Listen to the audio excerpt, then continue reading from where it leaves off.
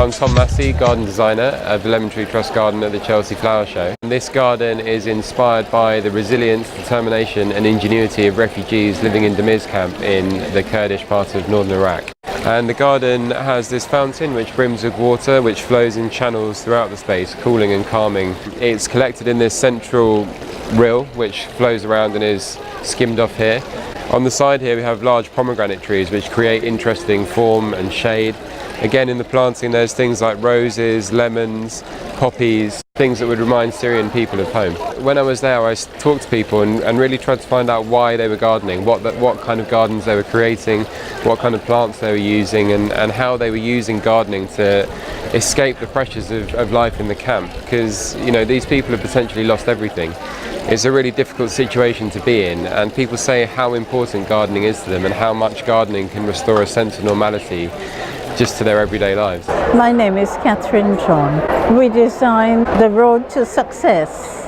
It involved one of our vintage buses traveling through the countryside where you can get the views of the beautiful plants in Grenada. I just love plants, always have done, and just love it. At the time I was a member of the Horticultural Society of Grenada and got involved with Chelsea.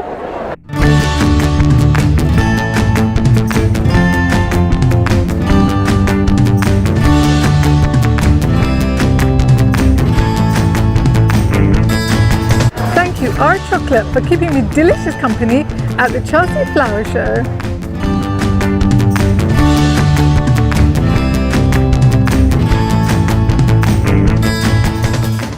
And the Lemon Tree Trust works to bring agricultural initiatives and gardening projects to refugee camps. We work primarily in northern Iraq in a camp known as Damiz. We started our work in 2015 with a very small garden competition. We had 50 entrants our first year, and by our second year we had grown to 150 entrants. Also in our second year in Damiz, we started a large training and demonstration garden, which included 5 polytunnels for productive in-ground growing, as well as a women's garden that had 50 raised beds. We also included a small nursery and a small livestock pen to supplement economic livelihood initiatives. So after that second year, in our third year now at Lemon Tree Trust, we have expanded to 5 camps in the Kurdistan region of northern Iraq. This year we've just finished our third garden competition and we had over 900 entrants, so we're really quite pleased to hear that the message is spreading. And really the key ethos to what we do is supporting gardeners and supporting the people in Damiz to help them with their gardening initiatives. They're extremely competent, adept, creative and innovative gardeners, and so we help them by providing the seeds and the tools, a bit of support by rehabbing bore wells or working with camp management to provide space, but really supporting them to do what they do best, which is create amazing gardens. The gardeners in Iraq really split their time between growing both ornamentals and growing food. Flowers are just as important in this context as food is.